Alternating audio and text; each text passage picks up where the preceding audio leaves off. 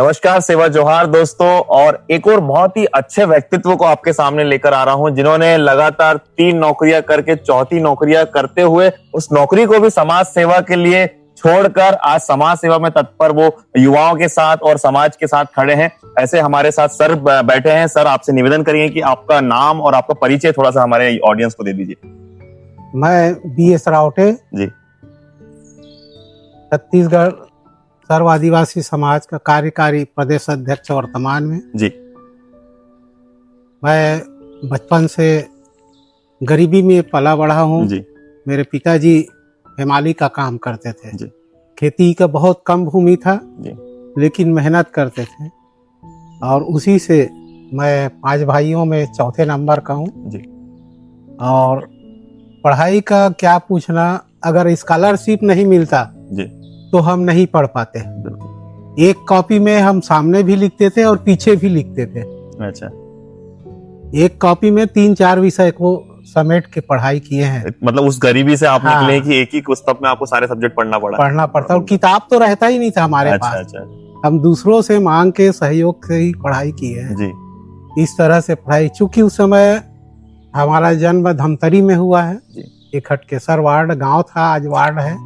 वहां से हम लोग नगर पालिका की स्कूल में पढ़ाई की। जी, जी, जी। और 6वीं से लेकर कॉलेज वहां तक था, इसलिए पढ़ पाए शायद। जी। नहीं तो हम अलग अलग जाके पढ़ते, किराया में मकान लेके पढ़ते तो शायद नहीं पढ़ पाते।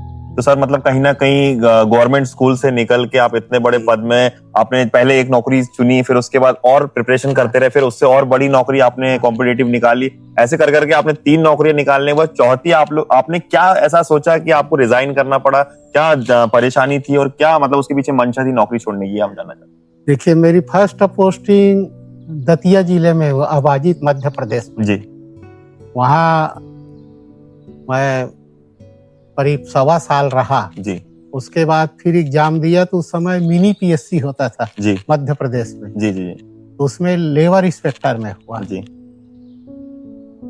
उसमें जाने की तैयारी कर रहा था। जी।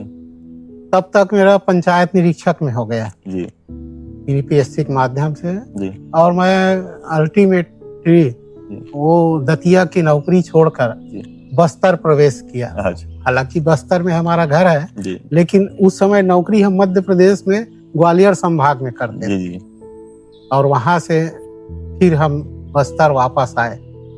तो बस्तर में हमको बीजापुर अनुभाग अधिकारी था। उसमें तो एक ही जिला था बस्तर, एक ही संभाग था, एक ही जिला था। तो वहां पर हमारी पोस्टिंग हुई। तो हमको बीजापुर में कुछ दिन रखे, 4-6 महीना। उसके बाद उसूर ब्लॉक, आवापल्ली ब्लॉक में भेजा गया, जहां पर अभी कर्रेगुड़ा, पासागुड़ा, तिलगेर का एरिया, पामेड़ का एरिया है वहां पर। तो मैं पंचायत में काम करते करते हर गांव में जाके मैं राशन कार्ड बंटवाता था। और एक तरीका निकाला जो निराश्रितों को पेंशन मिलता था। तो ऐसे ऐसे गांव में गया जहां पोस्टमैन ही पैसा को फर्जी दस्तखत करके ले लेता था। तो जब मैं पीड़ितों के पास पहुंचा तो अवाक रह गया। जो सारकेगुड़ा सुनते हैं ना, वहां मैं 2-3 रात रुका इसी पेंशन बांटने। बासागुड़ा नदी को मैं, पंचायत चुनाव था तो तैर के पार किया था, पुल नहीं था उस समय। तो वीडियो साहब बोले, यार आप ही पहुंचा सकते हो। मैं पहुंचा तो सकता हूँ। तो उन्होंने कहा कि वो वहां पंचायत में पहुंचाना है बासागुड़ा, और बहुत पानी गिर रहा था। लेकिन मैं पार करके उस तरफ जाके सरपंच को उस काम को दिया और आदेश को दिया। चुनाव था तो पंचायत चुनाव से लेकर विधानसभा चुनाव से लोकसभा चुनाव सब कराए हम।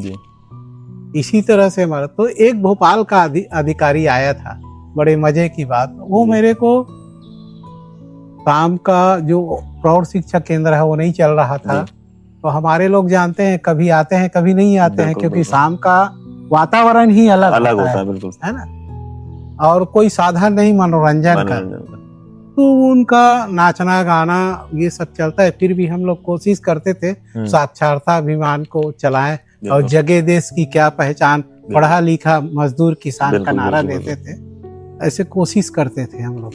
तो वो भोपाल का अधिकारी ले दे के तो पहुंचा था और हमको धमका रहा था कि आप काम नहीं करते हो करके। मैं बोला साहब मैं काम करता हूँ नहीं करता हूँ वो पब्लिक जानती है जी। आप सरपंचों से पूछ लो, जिसका राशन कार्ड नहीं बना है उसके पूछ लो। बिल्कुल बिल्कुल, है ना, वो सबूत देंगे। मैं सबूत फर्जी कागज में लिख के नहीं दे सकते। सही बात। लेकिन आपकी इच्छा है ट्रांसफर करने की तो मैं तुरंत लिख के दिया, मेरे को झाबुआ ट्रांसफर किया जाए जी। मैं बुंदेलखंड से ग्वालियर संभाग से आया, चंबल से अच्छा बस्तर में अपने संभाग में जी। उसको और कहीं भेजना है, इससे जगह खतरनाक जगह या जो भी हो तो कहाँ होगा, तो मेरे को यहाँ भेजो आप। तो वो एकदम मेरे को नीचे से ऊपर देखने लगे थे। और उसी समय वो 85 की बात है। अच्छा। उसी समय यहाँ आहट था जी। नक्सलवादी गतिविधियों का। और मैं जिस ब्लॉक में रहता हूँ वो थाना को भी लूटा गया बोलते हैं नक्सलवादियों द्वारा, लेकिन पता नहीं क्या है, जांच में तो कुछ बताते नहीं है। बिल्कुल बिल्कुल। तो सारके गुड़ा वही एरिया है जी। लिंगागिरी वहीं पर गांव है, जैसे वो क्या राव है जी, उसने क्रांति का आंदोलन किया था। हाँ। और भोपालपट्टनम भी उसी एरिया में आता था। तो हम लोग काफी संघर्ष किए और एक बस जगदलपुर से चलती थी, वो शाम को कब पहुंचती थी 9-10 बजे 11 बजे। अच्छा। मतलब इतना लेट चलता था और उसी में कुछ सामान आता था। तो बीजापुर से उसको पहुंचाने के लिए 20-25 फोर्स वाले जाते थे और यात्री उसमें 10-12। अच्छा। तो उसमें भी मैं कई बार गया। तो एक बार जा रहे थे तो कोई जानवर भागा या कोई आवाज आया तो पूरे पुलिस वाले सारे खिड़कियों में पिस्तौल सतर्क हो गए और हम लोग बैठे थे जी। तो ऐसा लगता था कि हम ही को बचाने के लिए इन लोग आए पुलिस वाले, ऐसा लगता था। और कुछ भी गतिविधियां होती थी तो एकदम सबके नजर से देख। पहले ये क्षेत्र काफी मतलब नक्सल से भरा हुआ था ना, अभी तो काफी हद तक साफ हो गया है। और सर मैं ये जानना चाहता था, जैसे आपकी जीवनी बताना इसलिए भी जरूरी था क्योंकि हमारे कम्युनिटी में अधिकारी कर्मचारी इस पद में इस लेवल में बहुत ही कम लोग आ पाए हैं, और कई सोचते भी हैं तो बहुत नीची सोच रखते हैं वो लोग, छोटी नौकरी की, बड़ी नौकरी की कभी सोच नहीं रख पाए।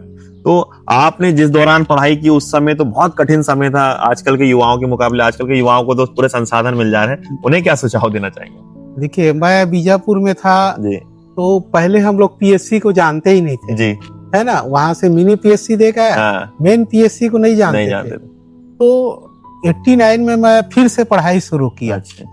कि एसडीएम को देखा और लोगों को देखा, वीडियो को देखा। मैं पंचायत इंस्पेक्टर था तो मेरे को लगा कि यार ये जीप वाली उसमें जाना चाहिए जिसमें गाड़ी मिलता है। बिल्कुल बिल्कुल। तो पीएससी के तैयारी किया, फिर दिन रात पढ़ाई किया, बीजापुर में रह के पढ़ा प्रतियोगिता दरमियान तमाम चीजों को। और फार्म भरने के लिए तो वहां भरता ही नहीं थे, हमको जगदलपुर आना पड़ता था या फिर इधर रायपुर आना पड़ता था, और सेंटर भी रायपुर था हमारा। तो जब परीक्षा के दिन था, जिसमें सहायक संचालक में भरा था मैं जी, है ना, तो परीक्षा के दिन था तो मैं सुबह 4 बजे से धमतरी से निकला था क्योंकि 7 बजे पेपर रहता जी। 4 बजे धमतरी से निकला, पेपर दिलाया, दो पेपर था और दिला के आया। अब जब सिलेक्शन हुआ जी, तो उसमें आदिवासियों के लिए एक ही पेपर था। अच्छा। एक ही पद था। एक ही पद था, उसमें भी आप उसमें 2 लोग हम लोग आए। अच्छा। आदिवासी। आश्चर्यजनक ये है कि हम लोग आरक्षण से नहीं आए, कंपटीशन से आए। बिल्कुल। तो एक आदिवासी लड़का था, वो अभी भी है ज्वाइंट डायरेक्टर भोपाल में, है ना, तो वो गार सिंह आर्य है, वो 3रे नंबर था और मैं 5वें नंबर था। तो 5 पद था टोटल, 1 पद आरक्षित था। तो हम लोग आरक्षण से नहीं आए, आप सामान्य सीट से भर्ती हुए ऐसा माना जाता है, क्योंकि 5वें नंबर पे जनरल जो है अभी ज्वाइंट डायरेक्टर है हमारे यहाँ छत्तीसगढ़ में। और साथ ही सर ये वीडियो जो मैं आपको इस वीडियो में लाने का एक ही उद्देश्य था कि हमारे जो युवा हैं उनको कहीं ना कहीं इंस्पिरेशन मिले। मैं हमेशा ये जो वीडियोस बनाता हूँ मैं सिर्फ युवाओं के लिए बनाता हूँ ताकि उनको प्रेरणा मिले और वो करियर बना पाए अपना। तो आप वीडियो के माध्यम से युवाओं को क्या सुझाव देना चाहेंगे उनके भविष्य के लिए? देखिए, हम लोग चाहते हैं कि पढ़ाई तो फर्स्ट करना ही चाहिए जी क्योंकि बाबा साहब अम्बेडकर ने कहा है जी शिक्षा वह शेरनी का दूध है जी, जो पिएगा वो गरजेगा। वो दहाड़ेगा। और मेरे को वो फिट होता है जी बिल्कुल सर। और मैं लोगों को ही कहूंगा कि युवाओं को कि गलत दिशा में न जाए। आपके लिए समान अवसर है, जमीन से आसमान तक आपके लिए पूरे अवसर है, लेकिन उसके लिए योग्यता होना चाहिए। बिल्कुल सर। अगर आप सही शिक्षा नहीं मिला तो आप गलत दिशा में जाओगे और ये तो समुद्र के बूंदे हैं जो सागर बन जाती है जी। तो हम लोग जब शिक्षा को प्राप्त करेंगे, कंपटीशन में आएंगे जी। तो हम लोग जब पढ़ते थे उस समय बीए पढ़ना बहुत बड़ी बात होती थी। अब इतना एजुकेशन बढ़ गया है, IIT, NIT, IIM जी है ना, IIT बिल्कुल। और मेरा बच्चा भी IIT खड़गपुर से पढ़ा है जी। तो मैं चाहता हूँ कि युवा पढ़े जी। तो कई बार हमारे बच्चों में मेरे तीनों बच्चे इंजीनियर है, एक मैकेनिकल इंजीनियर है, एक सिविल इंजीनियर है और छोटा वाला IIT उसमें है, हाँ IT डिपार्टमेंट है ना। तो मैं चाहता हूँ कि अधिक से अधिक बच्चे पढ़े और अपना चयन करे कि मैं क्या करना चाहता हूँ। जैसे मेरा बच्चा बड़ा जनरल मैनेजर है उसमें उद्योग विभाग और मंझला वाला सिविल इंजीनियर है तो बोलता है मैं खेती किसानी करूंगा, व्यवसाय करूंगा। बिल्कुल। और छोटा वाला भी बोलता है, जब 9th में था तो मैं सीनियर IAS के यहाँ बधाई देने गया था किसी काम से, उसके यहाँ 2-4 गाड़ी खड़ी थी लाल बत्ती वाली। तो मैं उसको पूछा यार अच्छा पढ़ोगे ना तो ऐसी लाल बत्ती मिलेगा।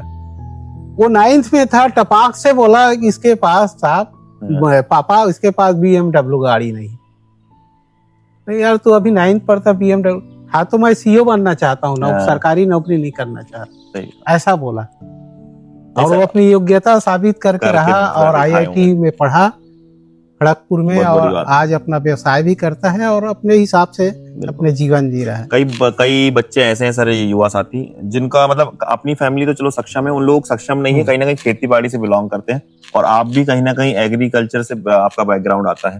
तो मैं ये चाहता हूँ कि जो युवा साथी पढ़ाई भी कर रहे हैं साथ ही साथ में अपना करियर एग्रीकल्चर में बनाना चाहते हैं, खेती बाड़ी में भी वो अच्छे टेक्नोलॉजी के साथ खेती बाड़ी कर सकते हैं, उनके लिए क्या सुझाव है आप? देखिए, एजुकेशन प्राप्त करने के बाद सरकारी नौकरी एक सीमित आय का साधन है। बड़ी नौकरी में जाएंगे IAS IPS या पोस्ट उसमें 2nd क्लास में तो कुछ ठीक है, लेकिन अगर हम नौकरी को छोड़ के अगर व्यवसाय करते हैं तो व्यवसाय में क्या होता है, दिन दुगनी रात चौगुनी उन्नति होता है।